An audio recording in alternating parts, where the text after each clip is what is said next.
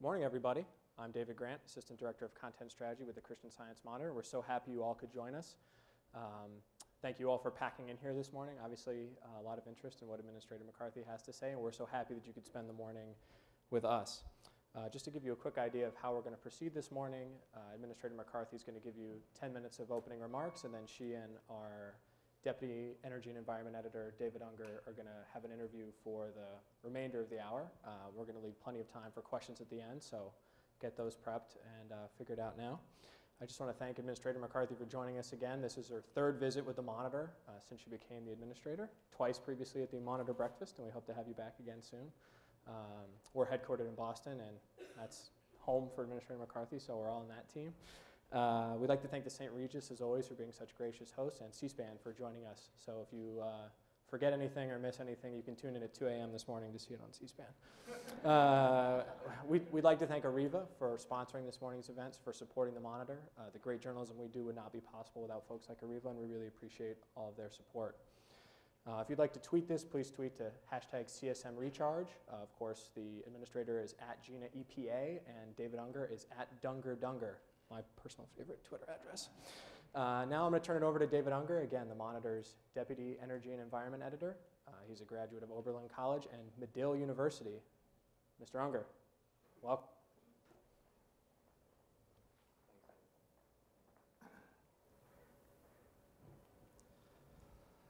All right. Well, thank you for that introduction, David. And thank you, Arriva, for sponsoring this event. We appreciate the support. And thank you all for coming out. This is a really terrific turnout that we have here. I'd like to think it's all for me, but I have a feeling that that's not the case, unfortunately. I hope everyone had a nice 4th of July weekend, and that you're all thrilled to be back at work. As David Grant said, my name is David Unger, and I'm the Deputy Energy Environment Editor for the Christian Science Monitor. I also write Recharge, which is our weekly email digest of global energy news and analysis. You can subscribe for free at csmrecharge.com. Today marks our second Recharge conversation, and our guest today is Gina McCarthy, Administrator of the U.S. Environmental Protection Agency. Just a brief bio, since I'm sure most of you are familiar with her work. As David Grant mentioned, Administrator McCarthy shares the Monitor's hometown of Boston, where she attended the University of Massachusetts and later Tufts University. She went on to serve in a variety of health and environmental roles at the state and local level, including as Commissioner of the Connecticut Department of Environmental Protection. In 2009, she was appointed head of EPA's Office of Air and Radiation, and in July 2013, she was confirmed as EPA Administrator. In that role, she oversees the proposed Clean Power Plan, which would regulate carbon dioxide emissions from power plants for the first time in the nation's history. The rules are a major component of President Obama's Climate Action Plan, and they would represent a significant chunk of the nation's planned contribution to global climate efforts. As most of you probably know, in December, delegates from nearly 200 countries will meet in Paris to negotiate an international agreement to curtail global greenhouse gases. So with that less than 5 months away now, I think, it's a great opportune moment to have Administrator McCarthy here to talk about U.S. energy and climate on the path to Paris, so we're grateful you could make it out here today. As David Grant mentioned, first Administrator McCarthy will give some opening remarks, then we'll have a brief Q&A before we open it up to questions. So thank you, Administrator McCarthy. Thanks, David. Ooh.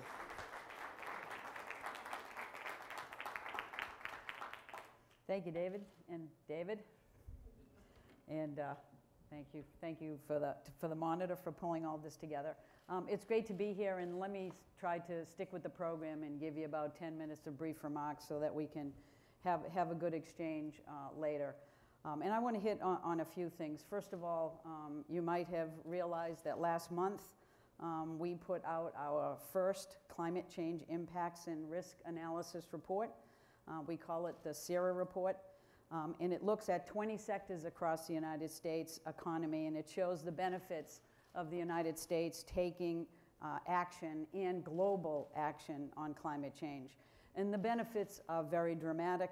If the world acts now, we'll prevent up to 69,000 premature deaths in the US in the year 2100 alone from poor air quality and extreme heat. And of course, if we fail to act, the reverse is true. In sectors from manufacturing to agriculture to fishing, we'll save billions of dollars if we act now. We will lose billions of dollars in human lives if we fail to act. So it is an opportunity for us to take a look at what our future might look like, and also to provide the hope that if we take global action today, that future can dramatically change for the better for our children. So that brings me to a couple of other issues that I wanted to mention, because obviously the Clean Power Plan is on everybody's minds, and we'll talk about that. But it's also an opportunity for me to talk a little bit about last week's Supreme Court rule on EPA's mercury and air toxic standard, which was finalized in 2011, and it limits toxic pollution like mercury and arsenic and other heavy metals and acid gases from our nation's power plants. We were excited to do that rule, and I remain excited today to produce the benefits that that rule anticipated. But what we focused on was to make sure that we could deliver these protections for the future. And while we're disappointed with the Supreme Court's ruling, we're still confident that we are on track to cut pollution and protect our families and our community's health. So here are a few things that give me lots of hope, and I want to make sure everybody focuses on that as they're thinking about the repercussions of the Supreme Court decision. First of all, EPA is still committed to finalizing the Clean Power Plan. So making a connection between the mercury and air toxic standard decision and the Clean Power Plan is comparing apples and oranges. Last week's ruling will not affect our efforts. We are still on track to produce that plan this summer, and it will cut carbon pollution that is fueling climate change from power plants. The court did find that we should have considered costs at an earlier step in the rulemaking process than we did for MATS, but they did not question our authority to actually control toxic air pollution. And as you all know, we did look at costs a little later in the regulatory process, and you can check out what those costs mean, because this is a tremendously beneficial, when I'm talking about the mercury and air toxic standard, it's tremendously beneficial for public health, and it is a very cost-effective strategy. So we know that it was also a very narrow decision. So it won't affect the Clean Power Plan. As everybody knows, we're looking at costs and affordability and that from the get-go, so it will have no impact. But second, it's important to recognize that that decision was actually very narrow. It did not vacate the mercury and air toxic standard. It is still in effect today. And as we know, the majority of the power plants have already decided and invested in their path to achieving compliance with those mercury and air toxic standards. So we are well on our way to delivering the toxic pollution reductions that people expected. And the record, as I said before, is very clear for everybody to see that had we looked at costs up front, we would have come to the similar conclusions that we came in the rule today. So third, the decision doesn't affect other Clean Air Act programs for other sources and other types of air pollution. It hinged on a very narrow section or provision in the law that only applies to the issue under consideration in MATS. That is the reduction of toxic air pollution from power plants. And the Supreme Court was very clear on that, so it doesn't impact other rules and programs that deal with other types of pollution under the Clean Air Act, like smog and soot and carbon pollution. Those things are not impacted and will continue. So again, the ruling doesn't affect the Clean Power Plan. We're committed to keeping standards in place to protect our families' health from toxic pollution. And now I'd like to shift. That was a disappointing decision, but we've had many other good things even happen since then, and that was just a short time ago. Let's talk about the BP settlement. That is the largest settlement that the United States federal government has ever produced in terms of a $20 billion settlement. We're excited about it. EPA, as you might imagine, is very excited about the $8.1 billion that is set aside for restoration activities. It sends a very big signal to others that may face similar opportunities to use best management practices, to follow the law, and it sends a signal to those who choose not to. So we're excited about that. We had a great decision on the Chesapeake Bay TMDL. If you don't know what that means, I can explain it, but it'll take longer than the time I have left. But suffice to say, that is a multi-state agreement that EPA pulled together to talk about how the states that rely on the Chesapeake and impact the Chesapeake can work together to reduce the pollution that is causing damage in the Chesapeake, and it's allocating both those benefits and costs appropriately across those states. It was, we actually were sued. We have won, and in that decision is a great affirmation of EPA's responsibility, of our creativity in bringing those states together. They celebrated our TMDL, and they actually gave some wonderful kudos to the agency in terms of our ability and our willingness to use our discretion under the law on how to address these types of challenges. Now let me talk about the Clean Water Rule for just one more moment. Last month, EPA and the Army finalized the Clean Water Rule, and basically what that does under the Clean Water Act is to protect streams and wetlands that in fact 1 out of 3 Americans rely on for their drinking water. It's to ensure that those are protected.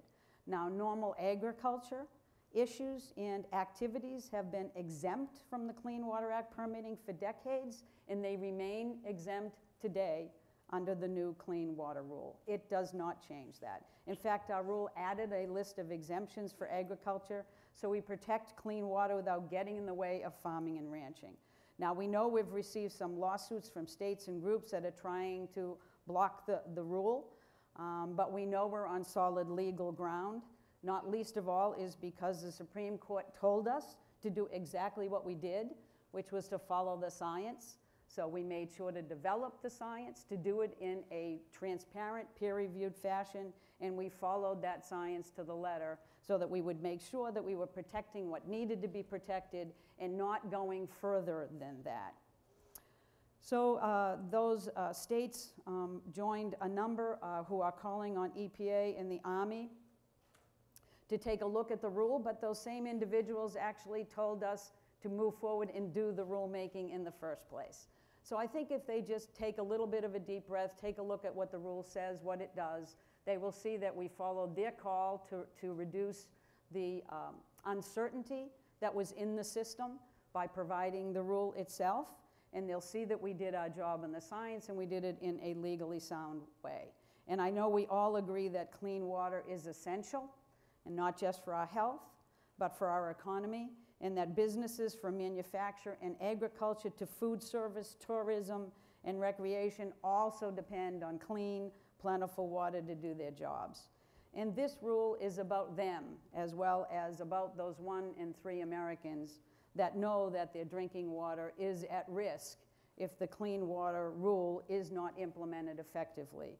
And we are now turning our attention to make sure that EPA and the Army Corps effectively implements this rule so that all of the benefits and all of the streamlining opportunities, all of the certainty that this rule provides will translate into real opportunities to get permits faster, to actually provide people better direction so they don't have to talk to the federal government if they are not polluting or contaminating a stream or a wetland that is important to protect. And last but not least, let me talk a little bit about the Clean Power Plan, in particular in the international context. Our Clean Power Plan is an opportunity for the United States to show significant leadership. I began by talking about our SERA report, which said that global action is not only necessary to protect public health, our economy, our national safety, but it's also about making sure that we get the benefits of an opportunity to move forward on climate. And that takes global action. And as I mentioned, we're finalizing the rule this summer. And as proposed, we know that the Clean Power Rule would cut carbon pollution from the power sector 30% below 2005 levels by 2030. And our Clean Power Rule does not reinvent the wheel. It builds on the progress that businesses, states, and utilities have been making for years. According to the utility industry, the power sector already invests about $100 billion a year in the normal costs of doing business, maintaining and modernizing how they generate and deliver power. And with the time and flexibility that this rule will provide, utilities can plan to use those investments in a way that reduces carbon pollution and protects public health, while continuing to deliver ample, affordable, and reliable electricity to American homes and American businesses. And when they do, they're going to unlock investment and create new jobs. Now, since President Obama took office, we used 3 times more wind energy and 20 times more solar. In fact, the fastest growing jobs in the economy last year were in the solar sector, with 1 job added every 20 minutes. The momentum is here. This Clean Power Plan will capitalize on that momentum. And because the U.S. is now taking very seriously its moral obligation to act on climate change, we are leading an international effort that is more robust and more promising than ever before. You all know we did a joint announcement with China last fall, in which the U.S. and China made commitments. We agreed to double our pollution reductions, while China agreed to limit their emissions for the first time ever.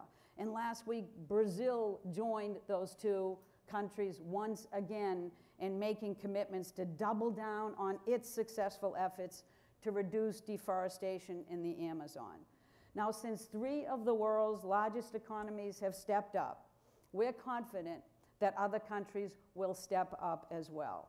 It is raising hope for the first time in quite a while that the world will reach a global climate agreement in Paris later today and change that future for our children forever. A future that will be safer, that will be healthier, and will be more economically robust for everyone. So thanks again for having me, and let's get the party started.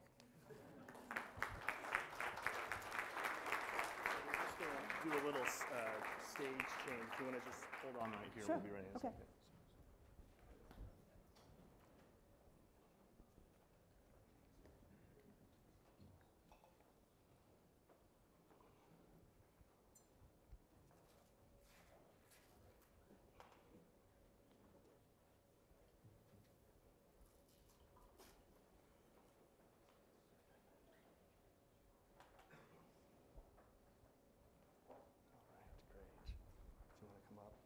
Sit on the far side, that'd be great, thanks.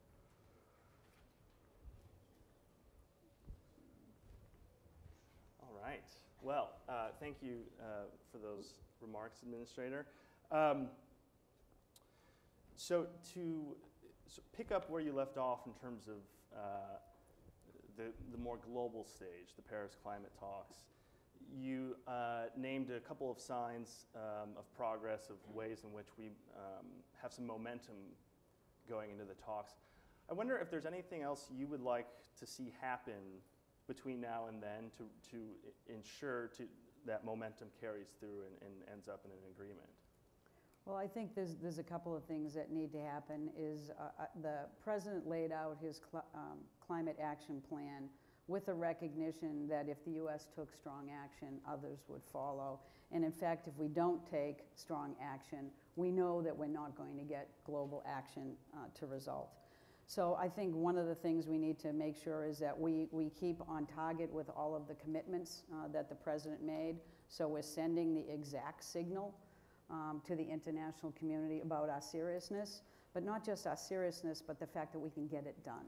So I'm looking forward to finalizing the Clean Power Plan. You know, we've put out our heavy-duty vehicle rule. We've just finalized a rule that will reduce the options on ozone-depleting substances that look at high global warming potential. We're taking those out of the field of play. So we're looking at a variety of actions moving forward. Reductions on methane and oil and gas, that's now in interagency review.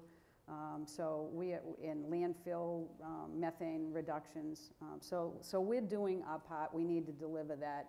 The second thing I think that we need to do, and this is really where the State Department is focusing its attention, is they're not just going to talk to the big emitters, but try to understand how to be able to reach a solution here that moves the entire world forward. I think, frankly, I think the dynamics of the discussion are going in a much better direction than we ever did before, because we have the technologies and the solutions that can allow every country to benefit from a clean power strategy and from clean new technologies that are available. So it's not so much about making the big guys play, but it's about convincing the smaller countries that their actions will also pay off for them in a similar way, that this is an opportunity not just to support their efforts, but to make sure that they integrate their thinking of how you deal with carbon and climate in how you develop your economic development strategy. That's what our businesses are doing today. That's what we're trying to do, and that's what I think they'll be convinced is their best bet for a bright future, and one that includes everybody. In March, you gave a speech at the Council on Foreign Relations where you talked about, as you put it, air monitor diplomacy. You described the EPA putting an air monitor on the U.S. Embassy. We use very subtle diplomacy. Right.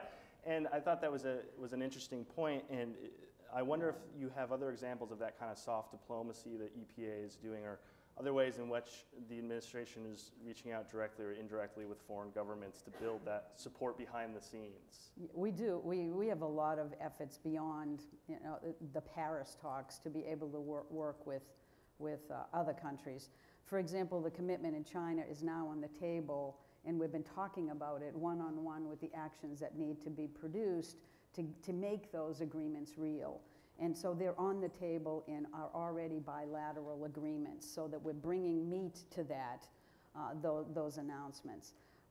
We are working in India to actually do air monitoring in some of their largest cities. That came out of the discussion in India because they're recognizing that their air quality issues like Beijing are part and parcel of a larger economic problem that they need to deal with. So China is now embracing their air quality and climate challenges together to look at how they can build the environment as a foundation of their economic growth strategy, like the United States has been doing for decades. That's how we do our business. And so we're doing it in India. We are certainly discussing with Brazil other efforts. We have our Arctic Council work that's going on. We have our climate and clean air work that is moving forward. We have our global methane initiative. So under what is this big radar screen that where you look at these big international agreements, there's a continuation of all of the work that we're doing bilaterally and in these different initiatives to make countries really start internalizing this challenge, and so that it's not just seen as an after the fact fix, but it is actually part of how they're going to grow. Great. To move domestically a little bit, I think you talked a lot about the Mercury ruling last week. I think it's on people's minds. And you talked about how it's a very narrow decision, that it won't have an impact on the Clean Power Plan. But can you just talk about, and that the Mercury rule is still in effect. Yep. But can you talk about what happens next? I mean, what can EPA adjust the rules or go back in time and consider cost at the beginning? I mean, what needs to happen, or is it back to the drawing board? No, it's back to the DC Circuit. Right. And I mean, this has happened to the agency before. You know, we've had some losses, and we've certainly recovered for them, and we'll be fine with this. But it's going back to the DC Circuit to understand what they need, what they will want to see happen. And in the meantime, the rule continues, and it will be complied with. You know, I can't predict what that's going to be. There could be a variety of things.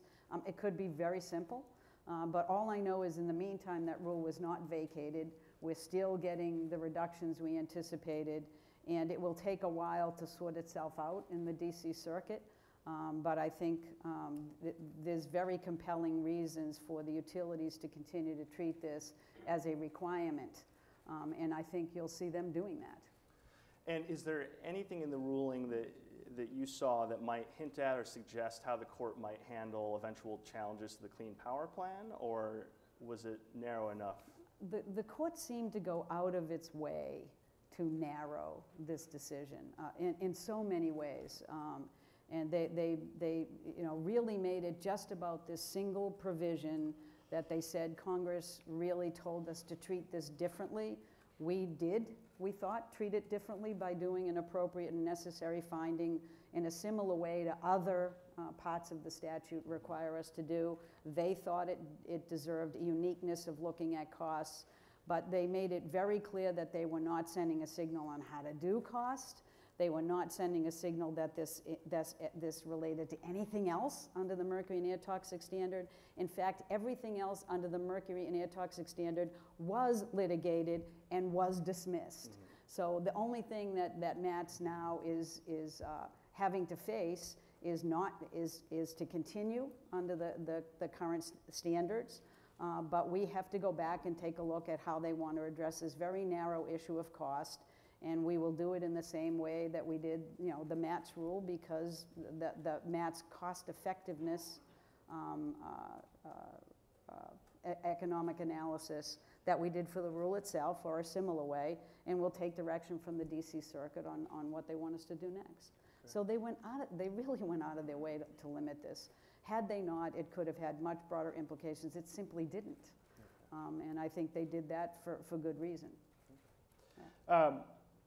To talk about the Clean Power Plan a little bit, this is sort of a two-part question. There's a fair amount of opposition at home among the states there in terms of, we've had Governor Pence from Indiana say his state would not comply. I think Governor Mary Fallin from Oklahoma and Scott Walker of Wisconsin have also sort of promised to fight it.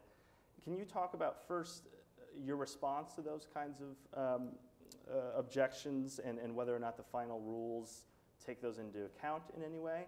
And then I'd also be curious to hear you talk about the flip side of that. Talk about, I think there's been a lot of states that actually have cut emissions while growing their economy and have been sort of maybe more success stories in that regard. Can you talk about the obstacles, but then also sort of some of the successes in terms of what the states are doing ahead of the plan? Yeah.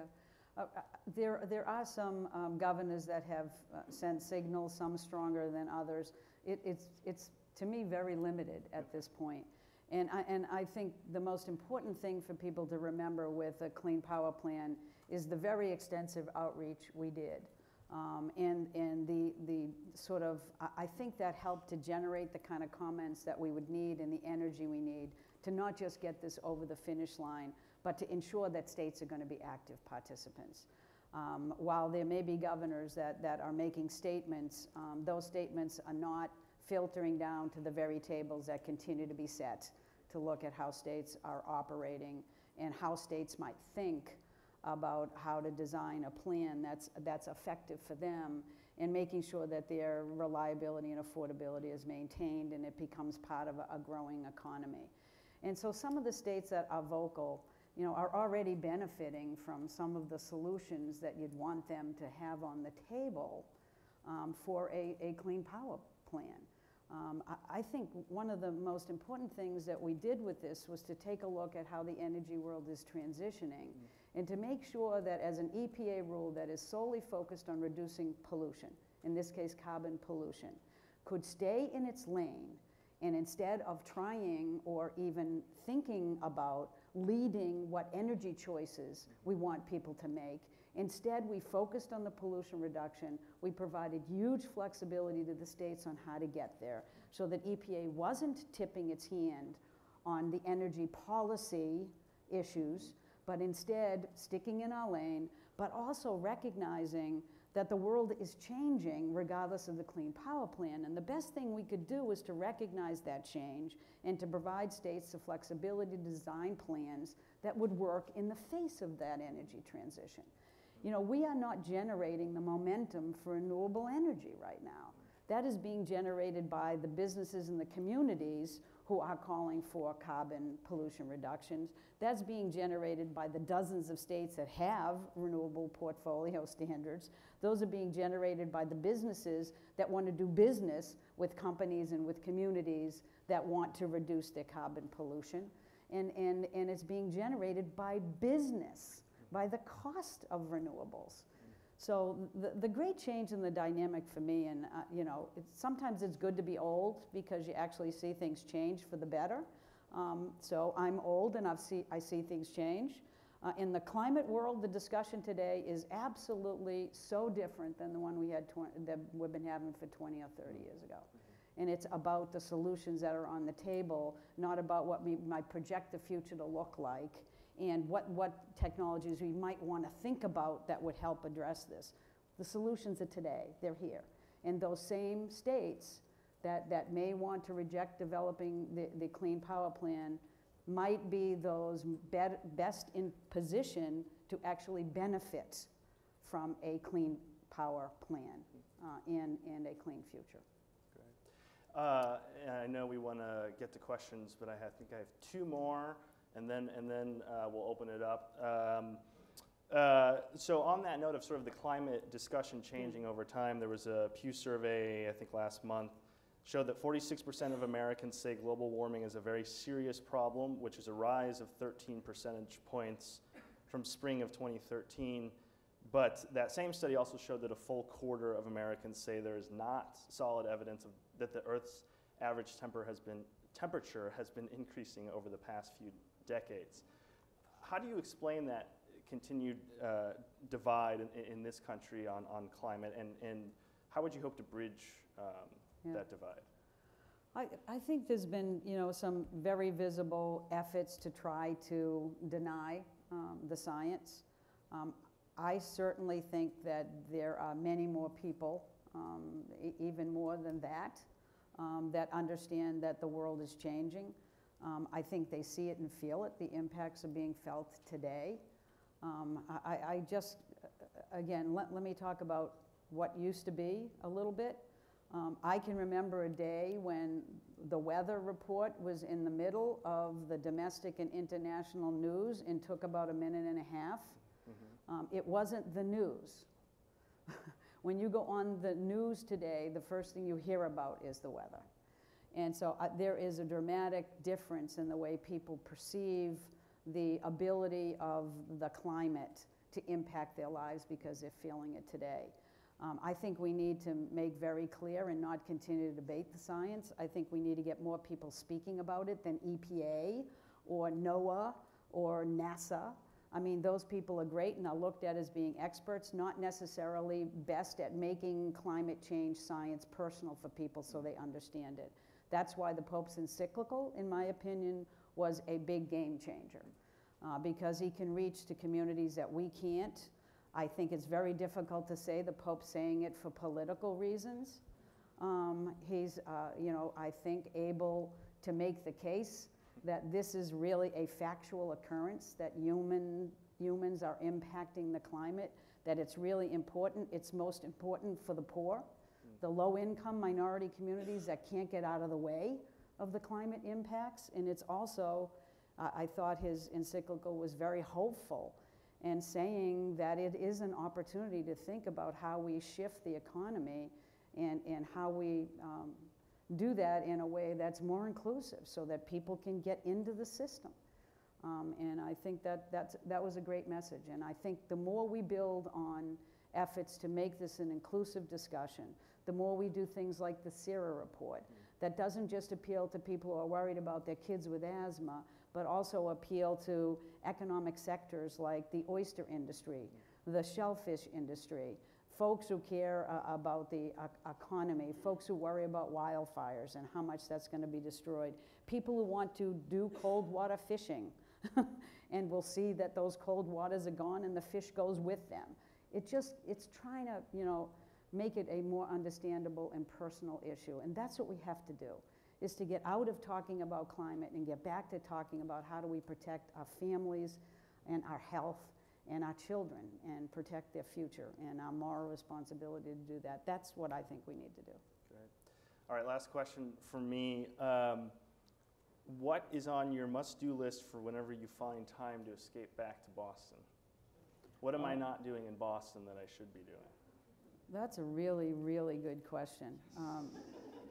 The first thing is I haven't gone to one single Red Sox game, and they're actually showing some signs of life lately, so I would like to do that.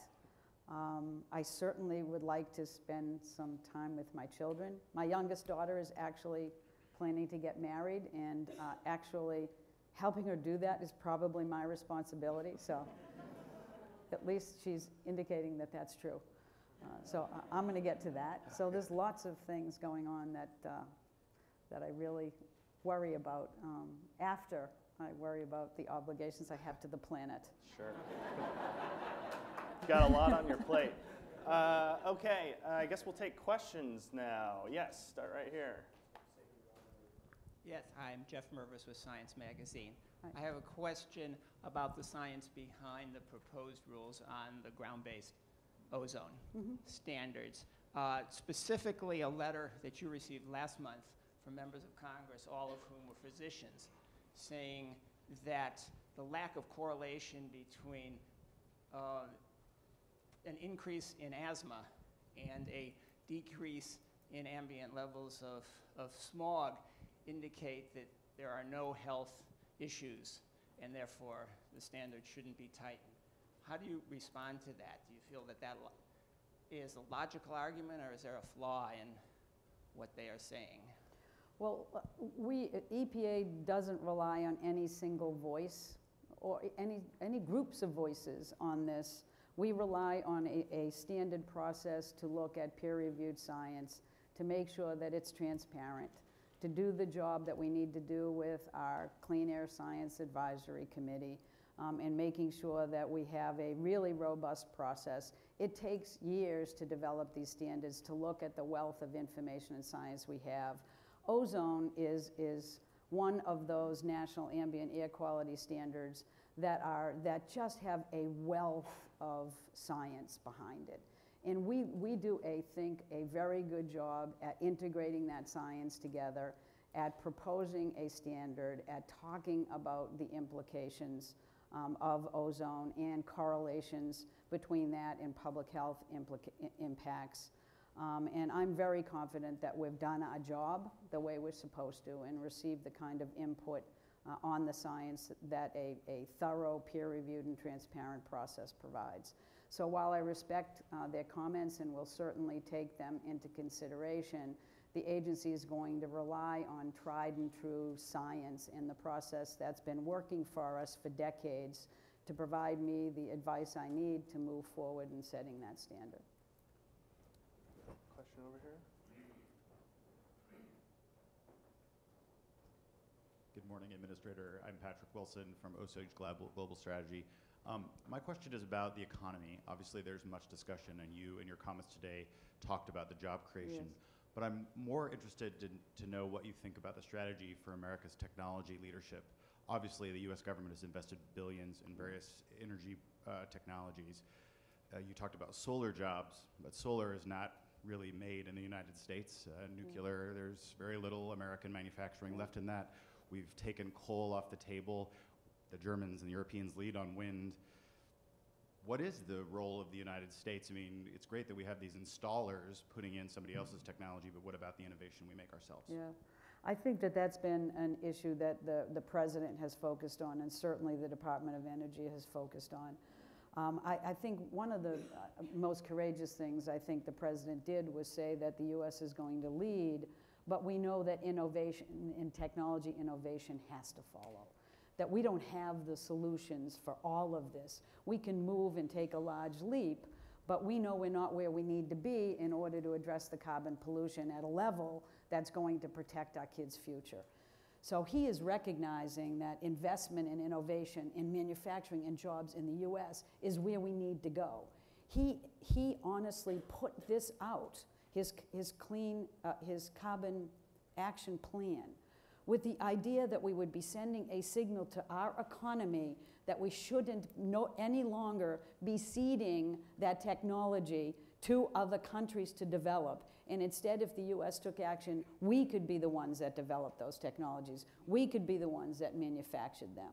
And so that's the challenge for us. One of the reasons why the Clean Power Plan was looking out to 2030 was to send not just a short-term signal of commitment, but an absolute long-term investment commitment. You know, we need to change the way we do business. It's going to take time. But I think everyone would agree with you that if we could take that on, if we could embrace that challenge, not as an environmental requirement, but as a fundamental to how you grow the economy in a way that has to be low carbon, because that's what the world is demanding more and more every day, that we could win economically. And so I totally agree with you that the challenge for solar is not just to get the cost down, but to make sure that we benefit from the jobs associated with manufacturing those products and developing those technologies. No country's better at this than we are, but we've ceded that for too long because other countries have recognized the challenge earlier than we do. So we have catch up to do. But I think right now we have a plan that's sending all the right investment signals. If you look at the solar announcement that the President and the White House are making today, that is for the express purpose of making sure that we not only make sure that everybody benefits in a low carbon future, but we start sparking the technology development and manufacturing in the United States. You think batteries and electric vehicles, is that showing some signs of life in the US in terms of, do things like the Gigafactory, Elon Musk, is that it's pretty amazing. Exciting? Yeah. Okay. I think it's cool. Okay. Okay. Yes, question right here. Hi, I'm Suzanne. Get the mic. I'm Suzanne Goldenberg from The Guardian.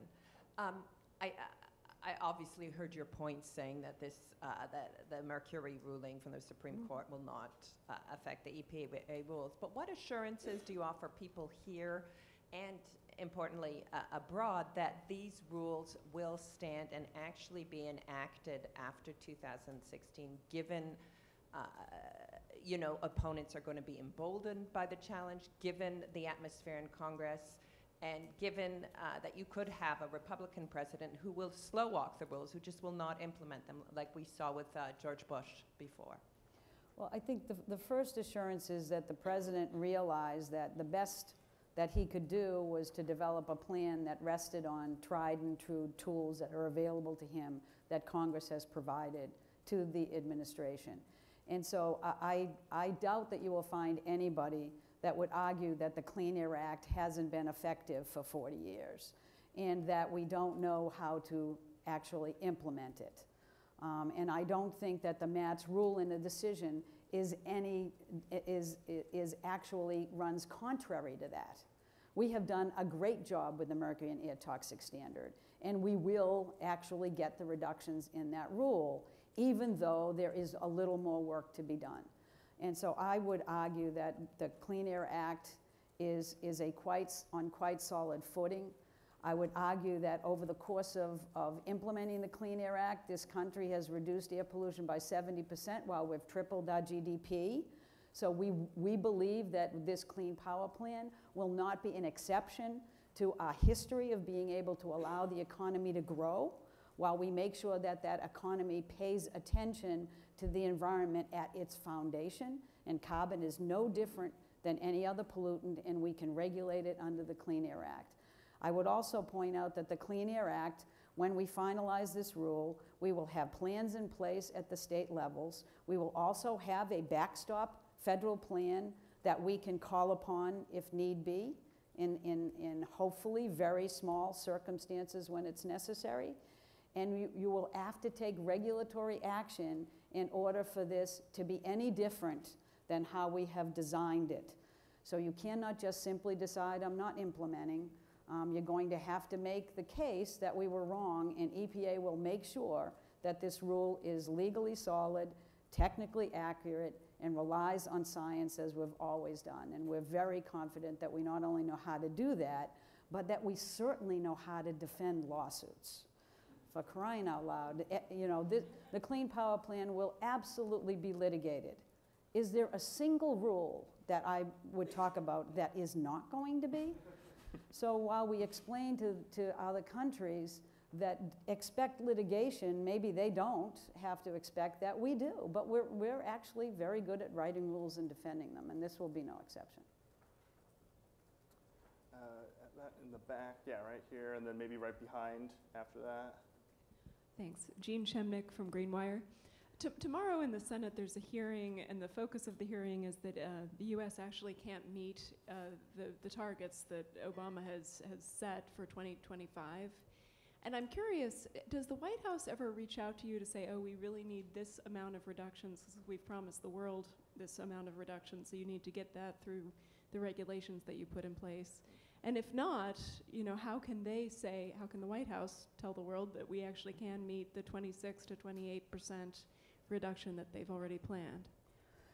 You know, the thing that I think the president is most respectful of, and I mentioned this before, is the authority and the tools that Congress gave us.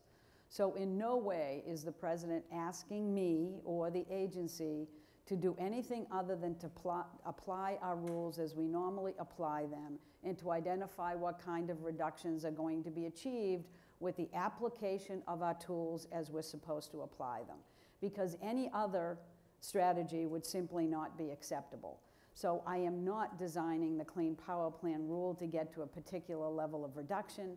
I'm utilizing the tools available and doing it bottom up as we always do it, and indicating what those reductions are likely to achieve cumulatively. And that gets factored into a strategy. But look, the president made it very clear when he designed and he rolled out his climate action plan that the United States has never felt compelled to identify the strategy that would make you win a long-term goal, and use the failure to be able to identify that as a reason or an excuse for inaction, right? I mean, we have to get started. This is a getting started. And most of what you see in terms of the rules are projecting what's going to happen in 10 years, 15 years, 20 years. To say today that I can't envision a future that's very different 20 years from now, that gives me an opportunity to achieve these reductions, as long as I am focused on those, and we can use our policies and tools as we go along and generate technology innovation, right? And send the right investment signals. If you said to me 20 years ago, would the world look like it does today? There's nobody here that would have projected the technology innovation of the past 2 or 3 decades. The world has changed. Our kids don't even know what the world looks like without cell phones and laptops and Google and Apple. You know, it's just unfathomable. So for anybody to say that in 2030, I can't project the exact ways of getting to a future that I think I need, and limit that or use that as an excuse for inaction, is pretty short-sighted and is not looking at the history of this country. And it's disappointing to have anybody take that approach, because if you don't actually move off of the starting gate when you're in a marathon, you clearly will not win. Right. That, yeah, I think right we can all agree on, and I hardly think that will be litigated, but you never know. Does that mean you're running the Boston Marathon? Yeah, yeah. Let's start that rumor. Yeah. Administrator McCarthy, Zach Coleman here with the Washington Examiner. Just wanted to tie a couple of the themes together today. So you said that match won't have a bearing on how EPA proceeds on the Clean Power Plan, but have states intimated to you that it might change their approach? Maybe they're saying EPA put the cart ahead of the horse on MATS in some way, so we're not going to comply. And then secondly, you mentioned that you have the FIP process. Yes. I'm wondering whether you believe that you can legally call on building blocks 3 and 4 in that FIP, and if you can't, whether states will be required to meet their individual target just using building blocks 1 and 2. Okay, let me answer the first one first, the last one first. Remember, we got 4.3 million comments on this rule. Many of them were related to the building blocks themselves, and also related to how we considered compliance and things like how quickly we expected changes to happen in the energy world. And so all of those comments were thoroughly reviewed and continued to be digested. And so I can't really speak to any specific outcome other than I know that there's going to be changes on the basis of the comments we received. And so I don't think it's worthwhile to go through each of the building blocks at this point. But rest assured that we've listened to those, and people had some incredibly helpful comments. It has been the robust process we did leading up to the proposal paid off in terms of having incredibly mature comments between proposal and final that will really benefit this rule. And it will benefit it in many ways, including ensuring that reliability and affordability are maintained in the energy world, and the benefits that we had hoped for will be achieved. So I'm pretty excited about it. And now that I've done that, I've forgotten what your first question was. Oh, yeah, the MATS rule in states. Thank you. I have not spoken actually to the states on the MATS rule. None of them have expressed concern to me. I want to just explain one more thing on MATS, because it was a while ago that we did this. It was 2011, and the normal course is 3 years for compliance. So the compliance window, traditional compliance window, is already over. And the next, many states gave an extra year, so that will be coming up. So a lot of the changes are already happening. But the thing I wanted to explain to MATS is, not unlike the Clean Power Plan, we didn't do it in a vacuum from how the energy world works and the transition of the energy world. So MATS recognized that in a lot of states, investment in coal units, existing coal units, was actually waning because those facilities were non-competitive. So what you had was a lot of small units that were out there that were not being run, they were not competitive, and they were likely to be retired at some point. And MATS was, I think, an opportunity for many of those units to make a final decision on that. That decision is not going to be reversed because they're no more competitive today than they were before. And so I'm not thinking that the change in the MATS is either going to be viewed by the states as a permanent problem. They saw the costs as we did. They know that the Supreme Court just told us to look at it earlier in the process. They didn't, actually vacate the rule. So I don't think they see this as a significant long-term problem. And I think everybody knows that utilities right now are looking at a very different future than they were when these coal facilities were constructed 45 years ago, 60 years ago. And they are designing their strategies with the future in mind. So I think there's a wonderful synergy between what we looked at in MATS and how we designed it with how we're looking at the design of the Clean Power Plan to recognize the energy transition that is happening, and to make sure we take advantage of that moving forward as a strategy to reduce carbon pollution. Great, so I think we have time for 2 more questions maybe, and the first one back here, and then we'll go back there. Great. Hi, is it on? Penny Could you Starr put your with hand CNS up so I News. can see where you are? She's all Oh, thank the way you. Back there. Hi, I'm trying to refer to my notes here. Penny Starr with CNS News. You were talking about the transition, this kind of segues with the last answer you gave, of energy sources. And according to the government, 95% of U.S. transportation sector consumption is fossil fuels, which is coal, oil, and gas, and 82% of U.S. energy demand is met with those fossil fuels. How does that fit into your picture? Thank you. I think we recognize that we have a job to do, not just in stationary areas like the utility world, but also in the transportation sector. Because in the U.S., the transportation sector generates about 30 to 35% of the greenhouse gases that we emit in the United States. That's why we put out the light-duty vehicle rule 1 and 2, light-duty vehicle rule, so that we could encourage not just reductions in greenhouse gases from vehicles, but also encourage it to be done in a way that actually saved people money by making them more efficient. I will tell you that the first couple of years in looking at the success of that program as to whether or not the domestic car industry is doing well and the international industry in meeting these standards, they are actually doing better than we anticipated, and certainly the domestic car industry is continuing to thrive in the United States. And in fact, we're getting lots of investment in manufacturing and job growth as a result. So that's a good thing. We went with the heavy-duty vehicle rule. That's another way in which we have moved forward. We already produced a rule that's generating reductions in the near term. We have just proposed a second rule that we have released, us and DOT, to take a look at both increasing fuel economy of heavy-duty vehicles as well as ensuring that those will again save significant money for commerce that transports using these large vehicles. We are looking at a reduction potential of 1 billion metric tons of greenhouse gases over the life of the vehicles that would be regulated under that heavy-duty vehicle rule. There's big opportunities here. As you know, there is an international discussion to look at commercial aircraft through ICAO, which is the organization that always looks at how we work across countries to regulate the airline industry and aircraft.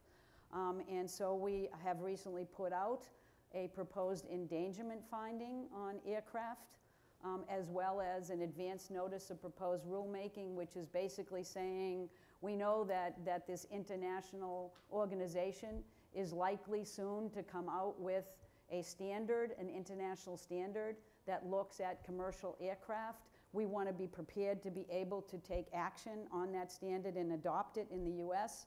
So those decisions indicate that yes, the airline sector produces greenhouse gases that actually constitute a threat to public health and the environment. That's the endangerment finding proposal. And we put out a rule that tees up discussion to move forward with the standard that would allow us as the US to implement that international standard. Now, I could go on and on, as you know, and I already have, but EPA is in no way a one-trick pony on this. We have never been just looking in one area at delivering pollution reductions that will protect public health and the environment. We look at pollution across the sources that emit it. But I think that with greenhouse gases, the opportunity here is not just that we look at public health and the environment in a traditional way, but we recognize that carbon pollution offers us tremendous opportunities through efficiency to actually get substantial reductions in ways that people will embrace.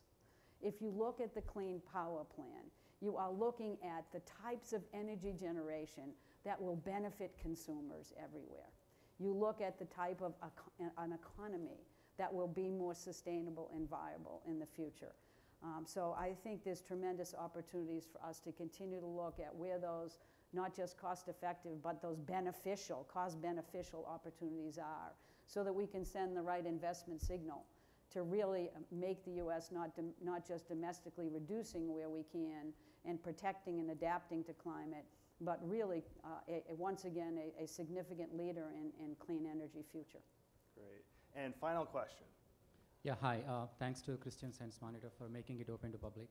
I'm Raj Boya, a DC resident. My question is related to India. Hundreds of millions of people in India don't have access to electricity 24/7, no access to running water 24/7. They don't have access to toilets. So the country is really hungry for growth and economic opportunity. Millions of people are moving to metropolitan areas, and the pollution levels are really high. I don't know whether you got a chance to go to any metropolitan city in India, but residents, they don't like it over there. They suffer a lot of health issues. So I can go on and on, but I'm going to stop. So given the context, what kind of commitment do you see from the Indian government to reduce carbon emissions? Because they are really hungry for growth. My other question is, how can United States provide support in concrete terms to help Indian government implement advanced technologies quickly, and also about trade between the two countries to help India. Thank you. I think India remains an opportunity for the U.S. for continued discussion. You know, I am not the ones that are having those very close hold discussions, but I know the U.S. and India continues to talk together. I indicated that EPA was really moving forward to talk to India about how to get a handle on their air pollution challenges so that we could do the kind of work we've done in China, which is talk about the air quality challenges, work with them to figure out how they could address that, and engage the people in understanding what the air quality looks like so that there's a transparency that brings the energy you need to build a better future. And we'll continue to work on that. But one of the, I think, most interesting things about the technologies that are developing that we're taking advantage of in this low-carbon future is that a lot of them are not needing to have the centralized systems that we once relied on and that wouldn't translate effectively to the current challenges in India. In other words, distributed solar is an opportunity in India for doing everything, not just from producing energy in a zero carbon way, but it could also be used for disinfecting the drinking water so that that is not holding them back while you're developing a low carbon future.